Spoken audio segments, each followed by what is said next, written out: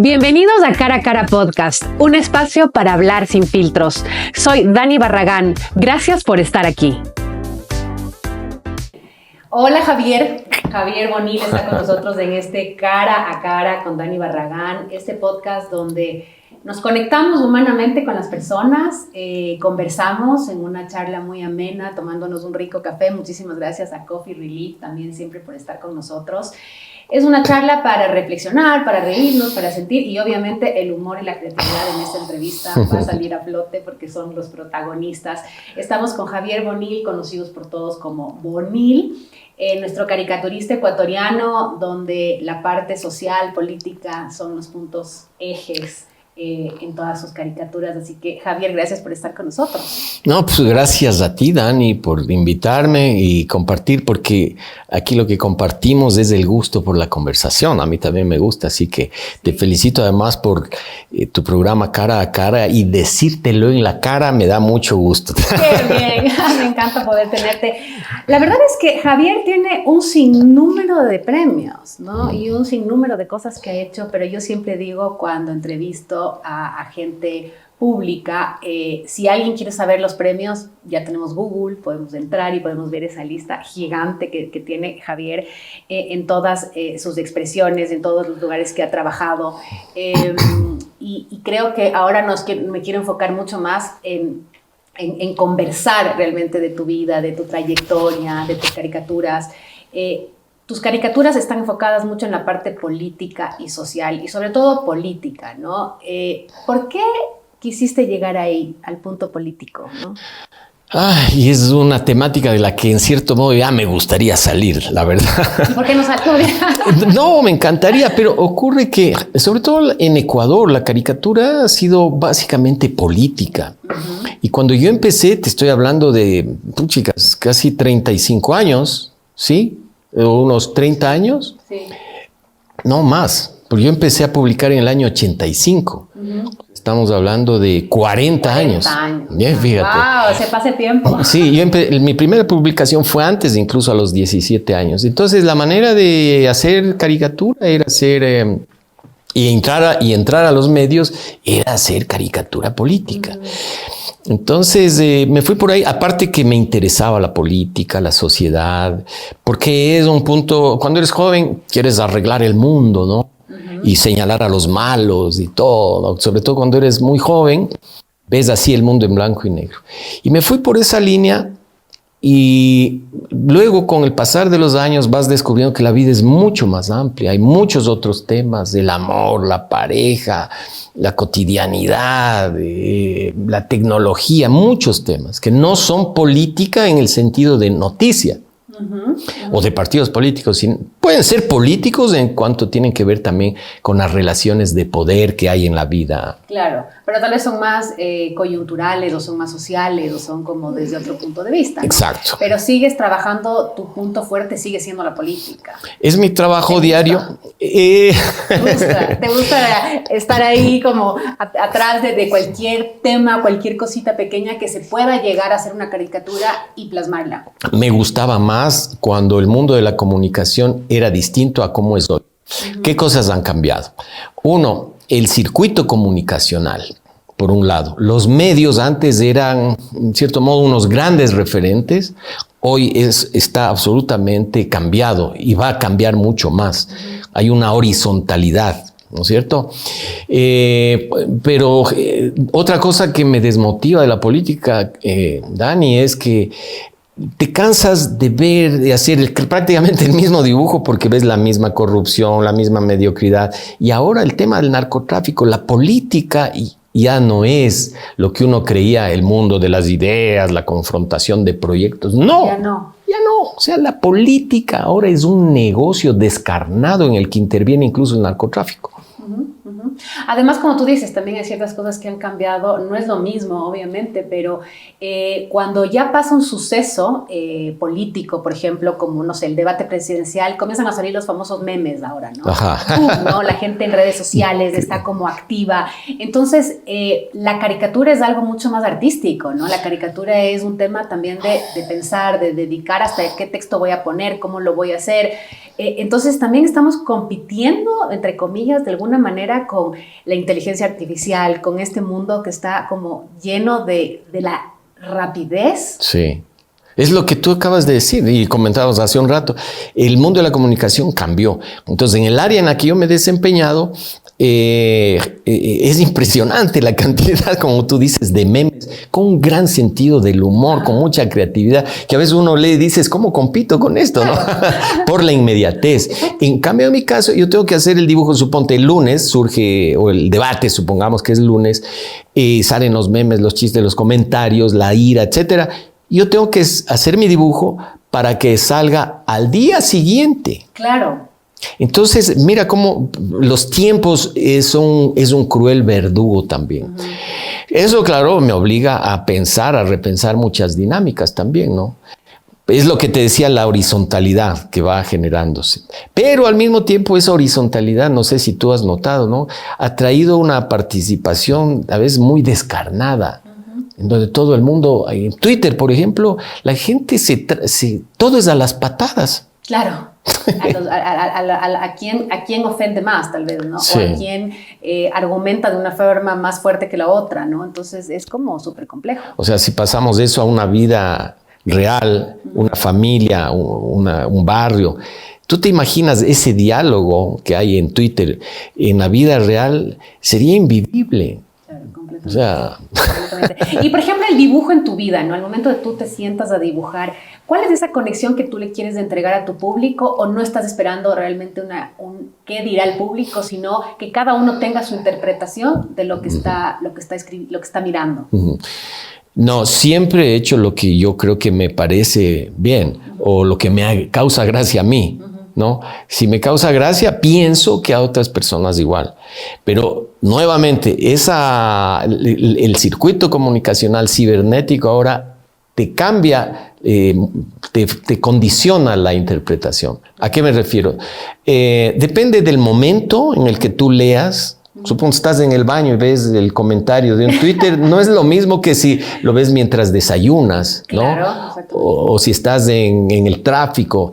Todo eso condiciona. Entonces la comunicación cambió absolutamente.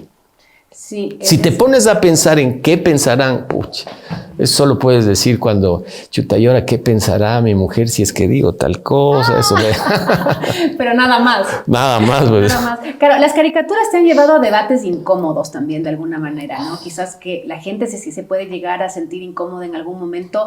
Y también el otro lado, ¿no? El tomarlo justamente con el humor que hay. ¿Has tenido estos como reclamos quizás...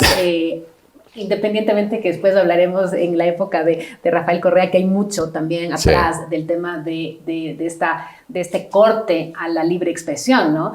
Pero me imagino que dentro de tu trabajo como periodista y caricaturista tienes que haber tenido estos momentos también de impacto incómodos con tu trabajo. Con los lectores, dices. Claro, malas interpretaciones o digamos interpretaciones que no coinciden con mi intención. Pero ahí, Dani, ¿qué puedes hacer?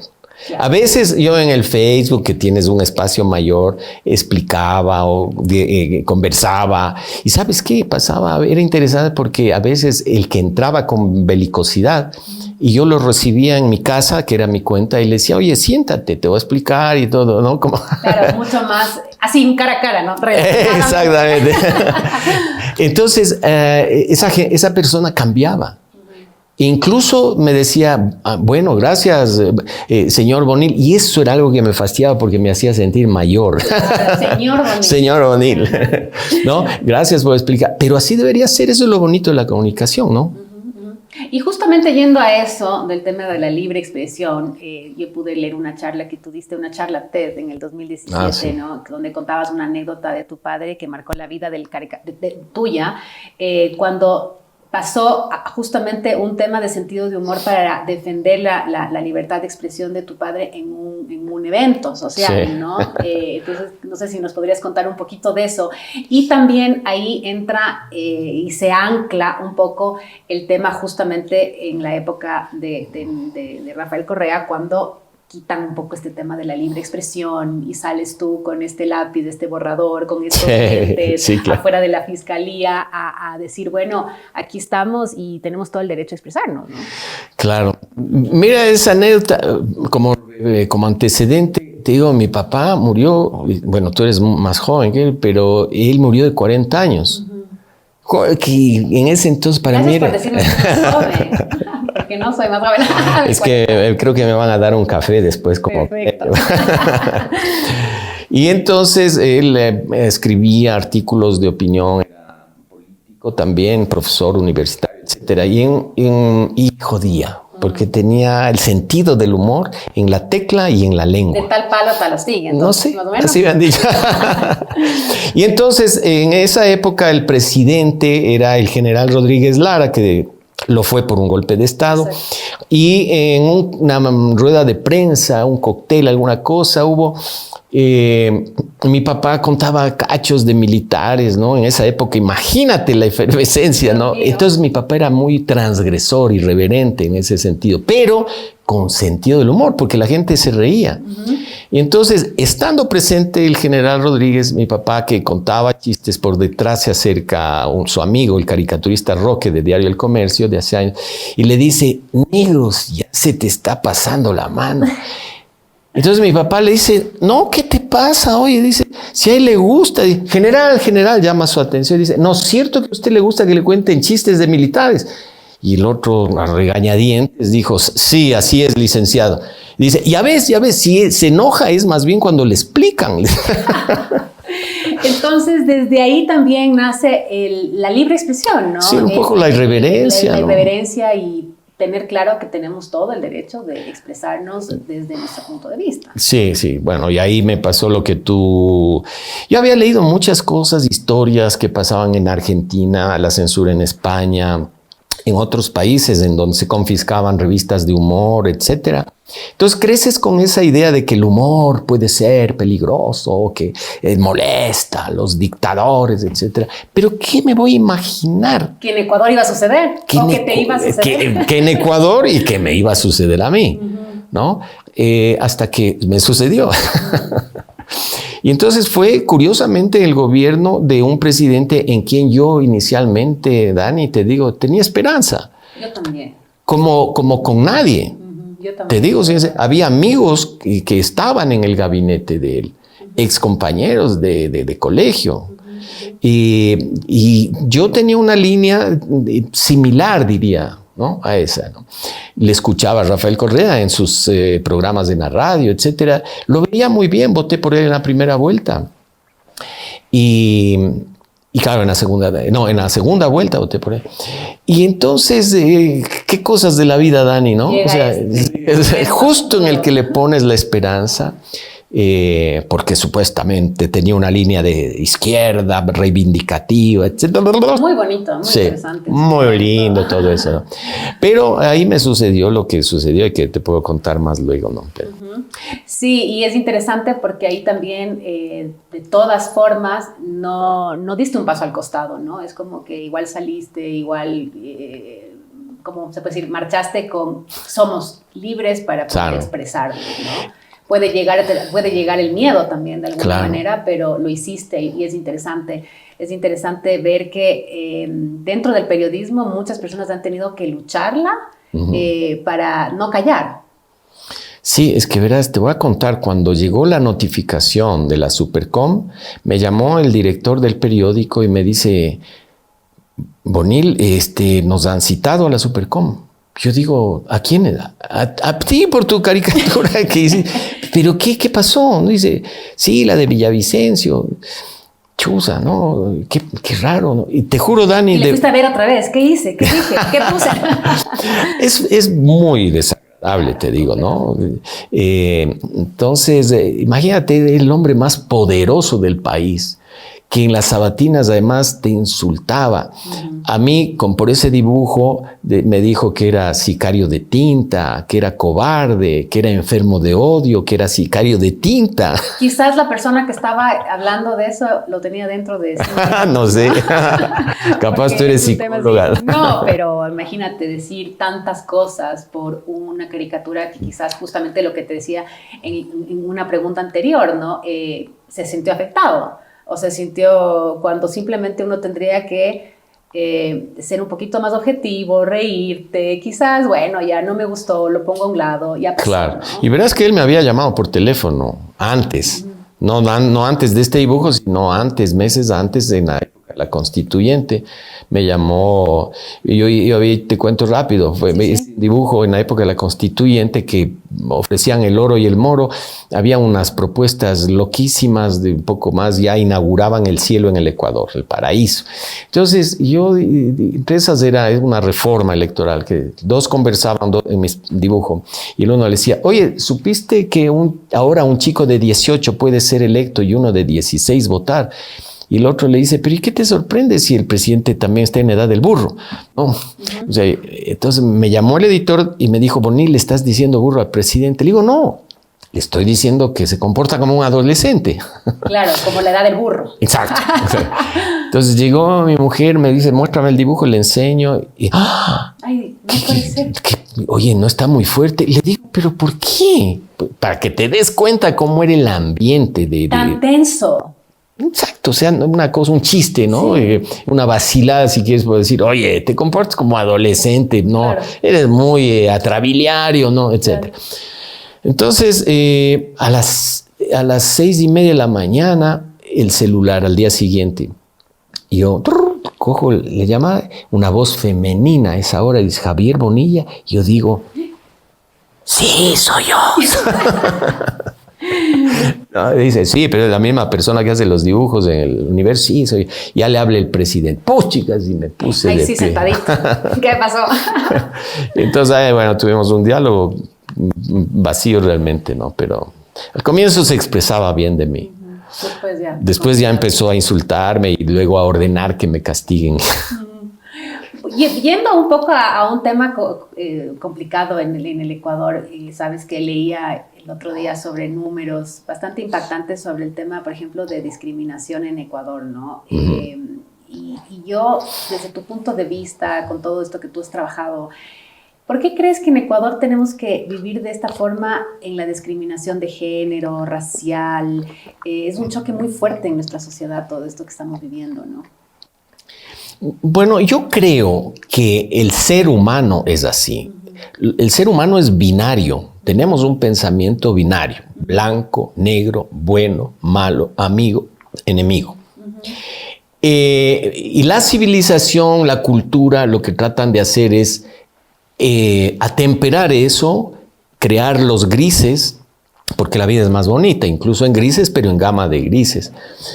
Hay líderes y hay personas que asusan esa polaridad, que es destructiva. La Inquisición, los pecadores versus los virtuosos, etc. Ahí se producen esas grandes crisis en la humanidad, me parece a mí, la guerra, para acabar con el enemigo, para acabar con el pecador, para acabar con la oposición. Por eso la apuesta, me parece, como civilización es eso, o sea, la democracia. Lo que tú decías hace un rato, ver un dibujo, tragarte el insulto, lo que sea, y dejar pasar. Entonces, no solo es en Ecuador, Dani, me parece a mí. Mira lo que pasa en Estados Unidos, que considerábamos la meca de la democracia. Hubo un líder que asusó eso, esta polaridad. ¿Y qué tenemos? Una sociedad resquebrajada, dividida. Y por eso es el riesgo, y en mi caso la apuesta es, como te digo, por la tolerancia, la democracia. Hubo una época que por lo de Charlie Hebdo, por ejemplo, que decían, es que se les pasó la mano, ¿no? También, como diciendo, se lo merecían. Claro, pero se les pasó la mano, pero o sea, ¿cuál es el fundamento real o cuál es el punto real sobre esto, ¿no? Claro, y si se les pasa la mano, ya se les pasa la mano. Ajá. Pero la pregunta es, en el caso de Charlie Hebdo, ¿a quién se le pasó la mano? ¿Al que hizo el chistecito pesado, lo que sea? ¿O al que les tiroteó? Claro. Evidentemente al asesino. Ahí sí se le fue el dedo y la mano. Pero ahí sí no dicen nada quizás. Claro. Ahí hay un margen, ¿no? Entonces es complejo, pero es duro también vivir en una sociedad, como tú dices, tal vez en Estados Unidos y en otras partes del mundo, además con tanta migración que tenemos. Somos un mundo de migrantes, yo creo, sí. ¿No? O sea, tú vas a España y hay migrantes, vas a Francia y hay migrantes, vas a Estados Unidos y hay migrantes, vienes de Ecuador y hay migrantes. Pero es un tema bastante violento el que se vive día a día, ¿no? Como tema de la claro. algunos piensan que la parte buena de Trump fue contrarrestar, pero con la misma fuerza, digamos, todo este discurso woke. Porque para algunos ya estaba convirtiéndose en un extremo, ¿no? Y entonces estas pequeñas minorías, estos procesos identitarios, se empezaban a volver muy dictatoriales. Entonces, por ejemplo, una mujer decía alguna cosa y si tú le cuestionabas, entonces es misoginia, es violencia de género, es machismo. O sea, ya se van a los polos, ¿no? Exacto. Ya al extremo. Exacto. Pero me parece a mí. ¿cómo medir eso también? Muchas veces es tan complejo. Claro, creo que los chinos dicen el punto medio no está en la mitad. Eso se va moviendo también, ¿no? Que es el equilibrio. Claro. Entonces, encontrar ese punto es el punto G de la convivencia pacífica. Así es. Me gustaría también que nos cuentes alguna anécdota de Gonil, de tu vida, independientemente de estas que hemos ya hablado, que son anécdotas también para poder escribir un libro, sobre todo, bueno, en este corte de la libre expresión, pero alguna anécdota que le quieras contar como a la gente que nos está escuchando y que sacarle una sonrisa de alguna manera también. Chusa, ¿qué te diré? No sé. No se me viene de momento, por ejemplo, que tiene un poco que ver con esa época, ¿no? Había gente que en la calle, una vez me acuerdo que me gritaban en la calle, Bonil, ¿no? Entonces yo regreso a ver y me dicen, valiente, ¿no? Y yo le digo, ¿qué? ¿Le conocerá a mi mujer? Le digo. Entonces era una manera porque para mí, Dani, el humor ha sido en ciertas circunstancias una manera de contrarrestar el miedo, contrarrestar el cabreo, contrarrestar la indignación. Para mí es eso. Y yo creo que en la vida diaria soy más gracioso, digamos, más liviano que en los dibujos. ¿En serio? Sí, porque a veces en los dibujos uno quiere o dar lecciones o recoger la noticia y a veces te puedes perder. Claro que sí. ¿Alguna vez también has pensado hacer otro tipo de humor, por ejemplo, que no enfocándonos tanto en la parte política, decir, ok, me voy a salir un poco, ¿no? Tal vez hasta abrir un Instagram, un Facebook donde podamos ver caricaturas diarias de diferentes temas o eso todavía está como... No, de hecho, mira, he ganado varios premios, como tú mencionabas al comienzo, a nivel internacional en concursos prestigiosos en Portugal, en México. Sí, son muchos. Por eso se nos iba la entrevista con los premios, tenía aquí anotado. Claro, y eso para mí ha sido, Dani, más satisfactorio. ¿Sabes por qué? Justo por lo que tú dices. Porque esos son temas que le importan a más personas. Es la vida eso. La política, y mucho menos nacional, es una cosa que muere al día siguiente. Pero la relación de pareja, los conflictos que hay... tienes un montón de temas para dibujar. Exacto. ¿Conflictos de pareja? Sí. No, y de hecho hice un libro de recopilación de unos dibujos que hice en el diario Hoy, ahí desde el 86 para allá, que se llama Fue tu culpa. Se llama así el libro, y justo que con dibujos soy yo casi. Claro, no sos vos, soy yo. Porque son temas mucho más vitales, ¿no? Y claro que me gusta. Tengo un Instagram que no le muevo mucho, pero pongo de vez en cuando alguna cosa. ¿No eres todavía tan amigo de las redes sociales? No. Lo que sí te digo es que si yo hubiera empezado hoy mi carrera, yo sería un stand-upero. Sin duda. Pero deberías tratar un día. Vas a ver cómo llenas el teatro. No, es que, ¿sabes qué me parece? Tal vez un prejuicio, pero a veces no he visto que hay una tendencia en stand-uperos. Todo es chucha, carajo. Mala palabra. Mala palabra. Como partes, claro, como siempre hablando de sexo o de cosas así, o groserías, ese tipo de cosas. ¿Por qué creo yo eso? Porque creen que el humor, como el humor es irreverente, como el humor rompe fronteras, no sé qué, límites, la forma más básica es esa, ¿no? Aunque bueno, en humor tenemos el humor negro, el blanco, el crudo, tenemos todos los matices. La cuadra, ¿no? El humor humor negro para mí es uno de los mejores, ese que no dicen mucho, pero dicen todo no necesita muchas veces tener estas palabrotas que dices tú. Por ejemplo, los ingleses para mí tienen este humor negro en muchas ocasiones. Y te ves una película, una serie y te mueres de la risa, mucho más que quizás de lo que tú estás hablando, ¿no? De oír y sentir simplemente a veces este tipo de agresiones en un stand-up. Claro, me acuerdo de le escuché a un médico, un cardiólogo en uno de estos podcasts que contaba su experiencia, un cardiólogo creo que era, que cuando él era niño iba de la mano de su madre caminando en un pueblo de España. Y la madre, él preocupado por la muerte de su madre, que algún día pudiera morir, y le dice, madre, cuando tú fallezcas, ¿qué te gustaría? ¿Que te entierren o que te cremen? Y la madre se queda pensando y le dice, Julio, dame una sorpresa. Pero verás, el humor tiene una ley, Dani, y es que el humor, cuando está comprometido con el aparato emocional, digamos, no hay humor.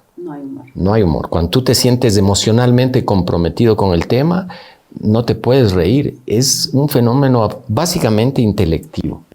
Hay una separación. Hay una brecha. Por eso es que muchas veces se dice el humor es una prueba, una muestra de madurez, pero se refiere a esto, ¿no? A ver con objetividad, con distancia, sin apasionamientos, sin emociones, ni negativas ni positivas.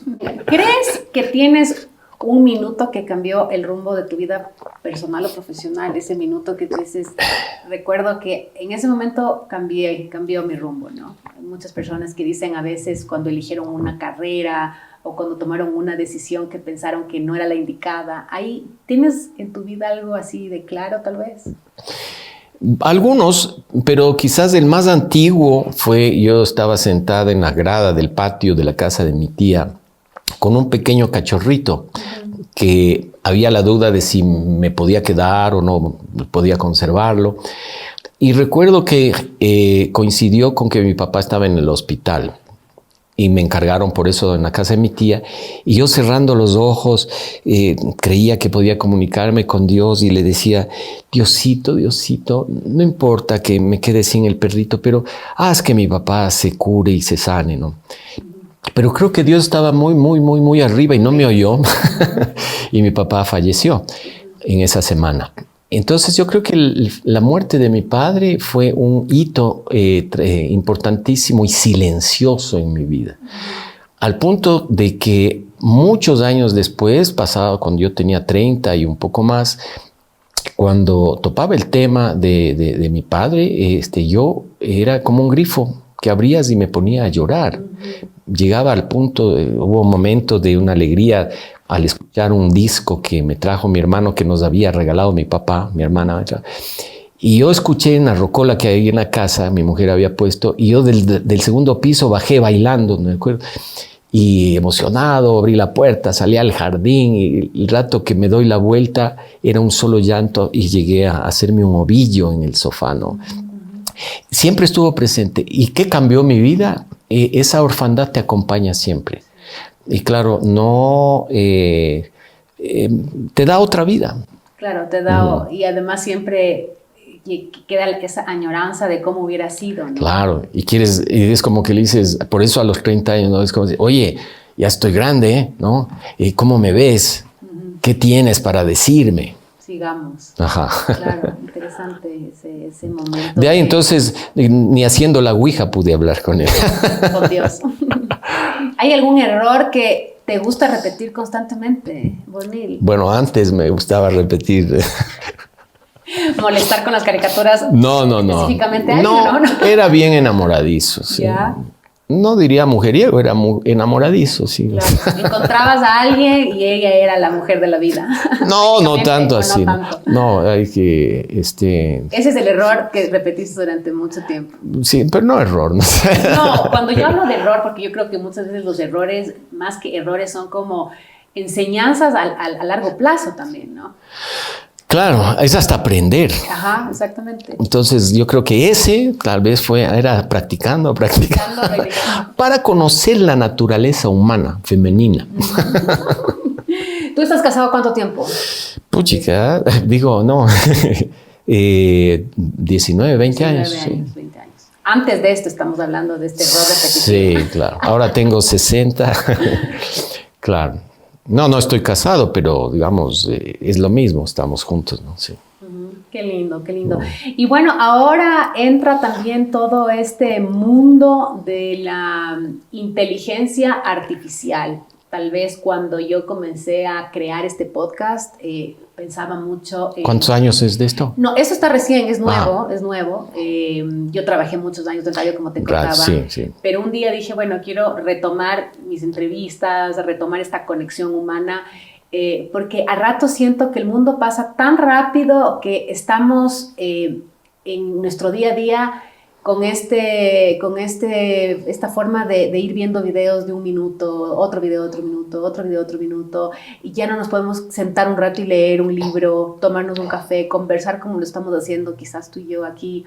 Y dije, bueno, quisiera tener este podcast donde también conectamos humanamente con mi entrevistado, ¿Y qué piensas tú de esta rapidez del mundo que nos está llevando a veces también hasta sentirnos mal porque queremos descansar un rato, ¿no?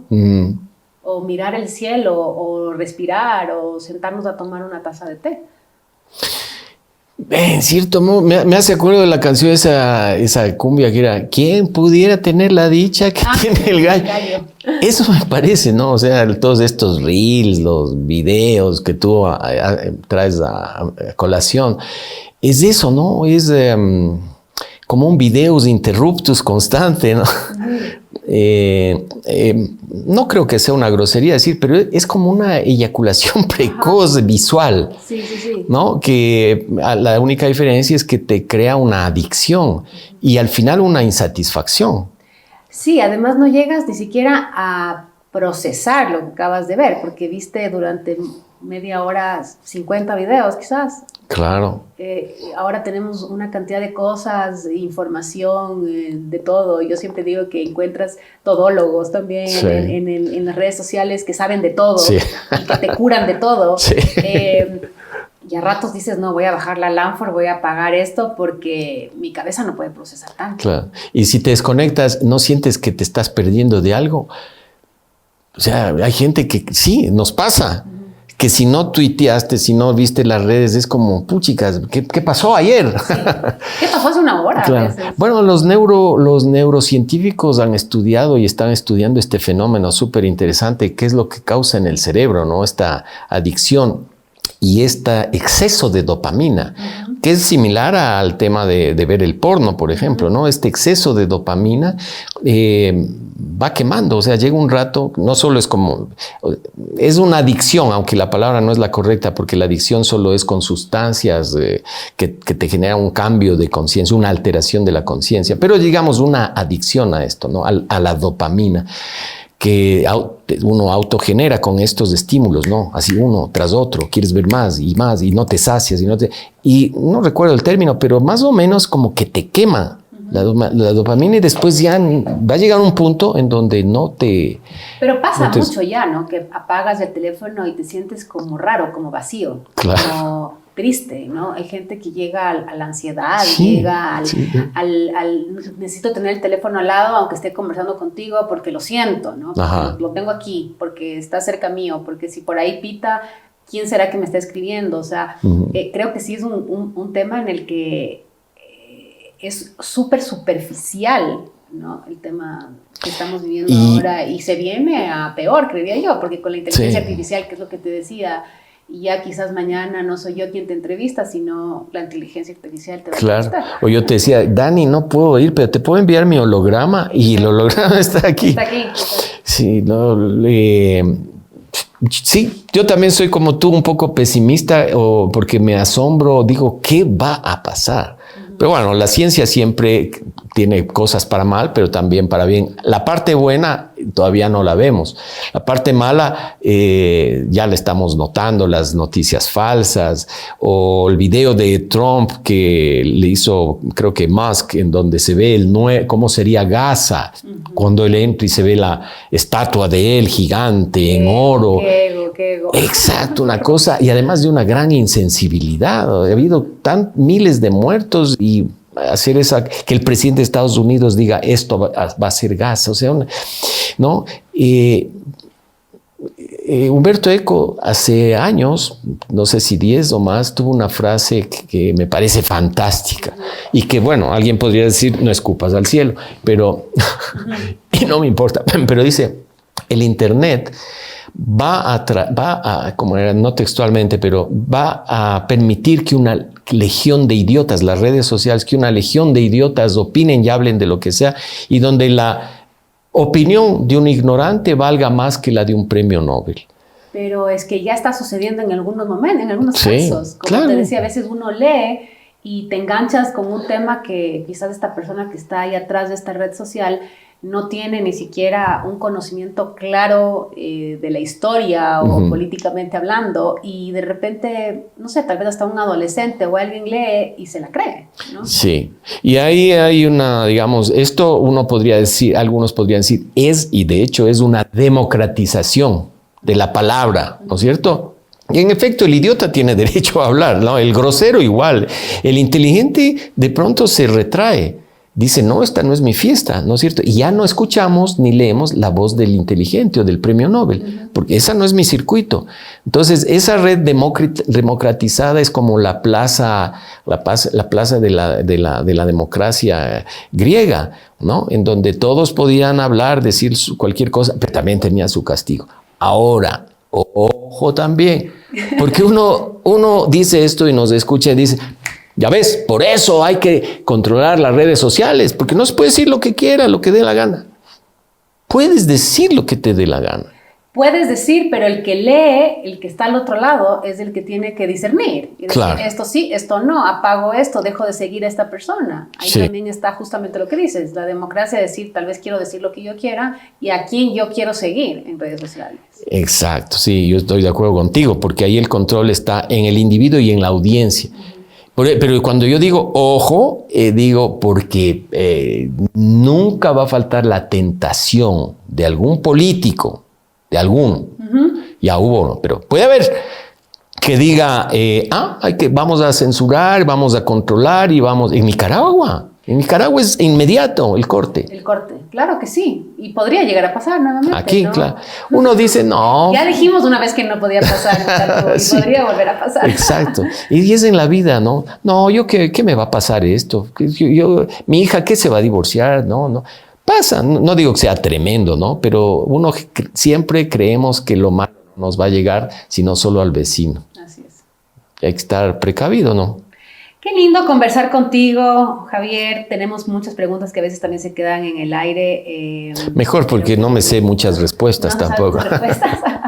Pero es linda tu entrega, el humor, todo lo que hemos podido ver hace años, de años. Mi abuelo, justo que tú me contabas, si yo era nieta de Gil Barragán, sí, soy nieta de Gil Barragán, era un fanático del humor. Sí, un gran personaje, oye. Una persona que vivía a través del humor, ¿no? Y él, de alguna manera, en su momento siempre nos enseñaba tus caricaturas cuando éramos niños. Mi padre también es un fanático tuyo, así que creo que vivir a través muchas veces del humor, de estas experiencias, hacen también la vida un poco más ligera, ¿no? Tendríamos que tomarnos la vida de una manera un poco más ligera con tantas cosas que el mundo está viviendo actualmente. Claro, yo como soy flaco, he sido flaco, siempre he ido ligero por la vida, entonces... Qué bien. Pero sí, mi apuesta, Dani, es que el humor, o el humorismo, diría yo, no es para pasar un buen rato, pero para mí es un buen reto, porque tiene que ver con una actitud. Y el sentido del humor es igual que todos los sentidos. Se aprende o se desarrolla. Y lo aprendes consumiendo humor. Y lo desarrollas también intentándolo. Claro, a mí me parece interesante muchas veces, a veces podemos leer una nota de opinión de 2 hojas, o a veces podemos ver una caricatura que te lleva a la misma reflexión. Entonces, para mí eso es magnífico, con algo tan entre comillas, que podría parecer simple, te puede llevar a la misma reflexión de una nota de opinión. Claro, es que si has oído que a veces dicen el humor que te hace pensar, dicen, ¿no es cierto? Pero yo digo, no, o sea, cuando tú te ríes es porque tú ya pensaste. O no pensaste. Claro. Sí, no, pero porque, te explico rapidito, porque verás, cuando uno tiene una opinión, ¿ya? Y ya pensó un tema, ¿no es cierto? Ya sabe que las cosas son así, que este tema asado, ya tienes eso. Y ves un chiste, una caricatura, si te ríes es porque adentro hiciste todas las conexiones y dices estoy de acuerdo. Estoy entendiendo, estoy de acuerdo. Claro. Entonces, porque alguien decía que detrás de todo chiste siempre hay una gran verdad. Por supuesto. Con la que uno está de acuerdo. Gracias, Javier. Gracias, Monique, por estar aquí en este cara a cara. A ti, bueno, brindemos aunque sea así. Salud. Gracias.